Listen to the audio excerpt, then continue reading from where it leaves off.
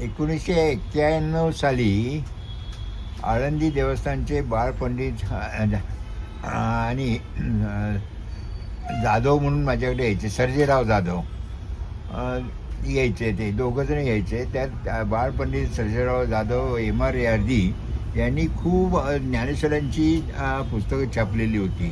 पण ज्ञानेश्वरांची पुस्तकं छापलेली जात नव्हती, तर ती जाण्याची कल्पना त्यांच्याकडे नव्हती. तर त्याच्यासाठी आळंदी देवस्थानतर्फे म्हटलं आपण प्रयोग करूया. मग ती सगळी पुस्तकं बाळपंडितांच्या घरातून आळंदी देवस्थानमध्ये हलवली. आणि त्यावेळेला मी विश्वस्त वगैरे काही नव्हतो, एक साधा भक्त होतो. ते बाळपंडितांच्यामुळं मी आळंदीला जायचो. बाळपंडितांच्या वडिलांनी आळंदी देवस्थान हे पूर्वी गुरुवांच्या ताब्यात होतं. ते गुरुवांच्या ताब्यातून दिल्लीपर्यंत जाऊन स्वतः त्या सगळा वेगळा ट्रस्ट केला. आणि ट्रस्ट केल्यामुळं बाळपंडितांचे वडील वारल्यानंतर बाळपंडित तिथं विश्वस्त झाले.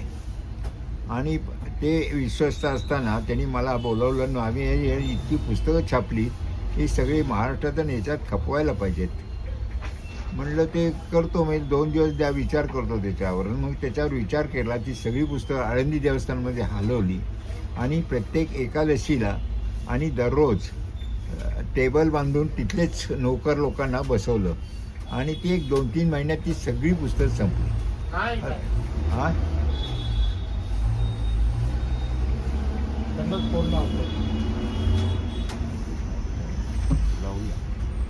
ती पुस्तकं सगळी संपल्यावर मी करायचं काय म्हटलं, आता ह्याच्या परत आवृत्त्या करा. आवृत्त्या करायच्या ऐवजी परत माझ्या डोक्यात कल्पना आली की गजानन महाराजांची पोथी आहे, गुरुचरित्राची पोथी आहे, सगळी पोथ्या आहेत. पण ज्ञानेश्वरांची पोथी स्वरूप ज्ञानेश्वरी नाही आहे पारायणासाठी. तर बाळपंडितांच्या आणि MR कलेक्टर असलेले त्यांच्या कानावर हे घातलं. तर त्यातल्या MR कलेक्टरनी मनावर घेतलं. जे कलेक्टर आता भारतीय विद्यापीठाची शाळा काढली त्यावेळची, ते त्या शाळेचेही प्रमुख होते त्या. तर त्यांना सांगितलं की हे आपण ज्ञानेश्वरी करूया. आणि त्यांनी म्हणाले आपल्याला ज्ञानेश्वरी करायला मूळ ज्ञानेश्वरी नाही आहे. म्हटलं मूळ ज्ञानेश्वरी सेवा दांडेकरांनी, आणि सेवा दांडेकरांचा इतका अभ्यासू मनुष्य कोणी नाही आहे. आणि त्यांना लाखो लोक भक्त ओळखतात. तर त्यांच्या ज्ञानेश्वरीहून आपण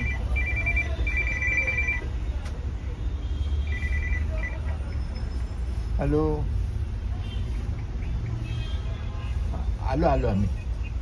आम्ही इकडे आहोत, थोड्या दुकानात आहोत. या म्हणा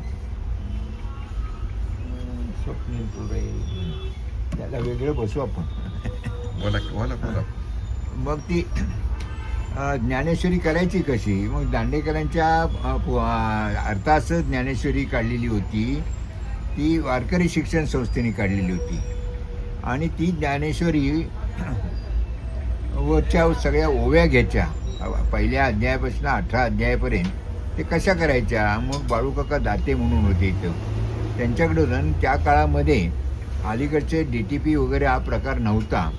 तर त्यासाठी बाळूकाका दात्यांच्याकडे MR कलेक्टर असलेले ग्रस्तांना मी घेऊन गेलो आणि त्यांना ते दाखवली सबंध पोथी वगैरे. आणि मग त्यांनी मला कबूल केलं की आपण याच्यावरनं करू शकतो. मग त्याप्रमाणे पहिली आवृत्ती आम्ही त्याच्यावरनं केली. फक्त त्यातल्या ओव्या घेतल्या, ओव्या घेऊन ती ज्ञानेश्वरी केली. ज्ञानेश्वरीच्या स्वरूपामध्ये ती लोकांच्या पुढं दिली. पहिल्यांदा 1000 कॉपीज काढल्या. ते इथं मनोत नावाचा प्रेस होता, त्यांच्याकडे ते दिल्या. आणि त्यांनी आम्हाला 1000 कॉपी ताबडतोब छापून दिल्या. आणि छापून दिल्या. आणि ती त्याच वेळेला नेमकी पुण्याहून पंढरपूरला यात्रा निघालेली होती. तर यात्रेमध्ये त्या ज्ञानेश्वरी अनाऊन्स केलं की अशी अशी ज्ञानेश्वरी आली आहे. आणि ती सासवडपर्यंतच आमची सगळी संपली. ती संपल्यावर पुढं काय करायचं म्हटलं, आता पुढल्या वर्षी आपण 10,000 कॉपीज काढू त्याच्या. तर 10,000 कॉपीज परत छापल्या आम्ही. मग छापल्या आणि त्या 10 रुपये द्यायला लागल्यावर ते 10 रुपयात आम्हाला तोटा व्हायला लागला. पण देवस्थानला तोटा सहन करणं शक्य होतं. तर त्याच वेळेला एकदा ज्ञानेश्वरांची सप्तशताब्दी चालू होती. सप्तशताब्दीमध्ये मोठा कार्यक्रम चालू होता. मी प्रमुख विश्वस्त होतो. प्रमुख विश्वस्त असताना देवस्थानमध्ये मोठा मांडव घालून एक कार्यक्रम चालू होता आणि त्या कार्यक्रमामध्ये ज्ञानेश्वरीचे प्रकाशन करूया म्हटलं. तर सगळ्या विश्वासांनी मला पाठिंबा दिला.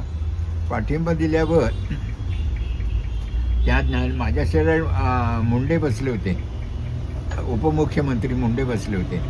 तर मुंडेंच्या कानावर मी सहज म्हटलं, अहो मुंडे साहेब, म्हटलं आमचं माझी सगळे देवस्थानतर्फे तुमच्याकडे विनंती आहे. म्हणे काय?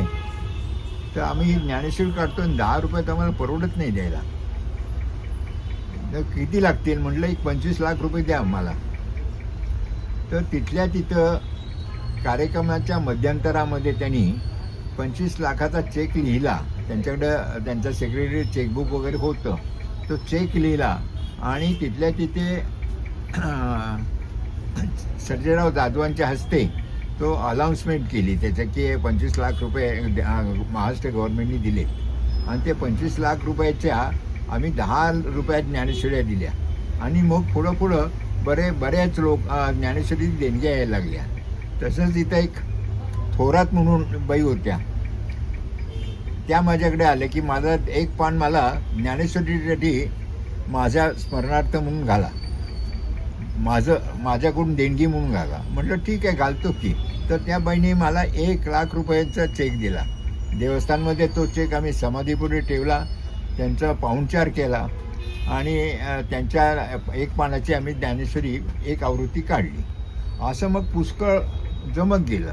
मग त्याच्यावरून मी थांबलो नाही. मग पुढं काय झालं, सगळीकडे लाडू विक्री असते, पंढरपूरला लाडू आहे, सगळीकडे लाडू आहेत. म्हटलं आपण लाडूची का नाही प्रसाद म्हणून विक्री करायची. तर लाडू विक्रीमध्ये आम्हाला पैसेही मिळायचे, ज्ञानेश्वरीमध्ये पुढं आम्हाला फायदा झाला आणि त्याप्रमाणे आम्ही ते करत राहिलो. ज्ञानेश्वर म्हणजे लाडू विक्री करू. मग देवस्थानमध्ये आम्ही ठराव केला की 10 रुपयात 2 लाडू द्यायचे. तर 2 लाडूचं पाकिट केलं आणि सगळ्यांना ते द्यायला लागलो. मग आमच्या देवस्थानामध्ये एक लायब्ररी होती. ती लायब्ररी एका वरांड्यामध्ये असायची. त्या वरांड्यात लायब्ररीला जागा कमी पडायला लागली. मग देवस्थानतर्फे मग अतिथीगृह बांधलं. अतिथीगृह बांधणं चालू होतं. त्या अतिथीगृहामध्ये आम्ही खाली 5-6 खोल्या ठेवल्या की लायब्ररीसाठी, की ह्याच्यात आपण सगळ्या आळंदीतल्या देवस्थानला भक्तगणांना लायब्ररीचा फायदा देऊया.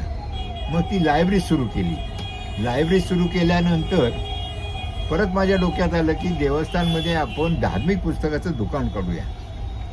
नुसतं दुकान काढून कल्पना ठीक आहे, पण देवस्थानला दुकान काढायला मला काही विश्वस्तांनी विरोध केला होता. पण तो विरोध माझ्या काही 2-3 विश्वस्त माझ्या बाजूने असल्यामुळं सर्जेराव बाळपंडित म्हणे तो सांगतो ते आपण करूया. तर त्याप्रमाणे त्यांनी ते ज्ञानेश्वरीचा दुकानासाठी परवानगी दिली.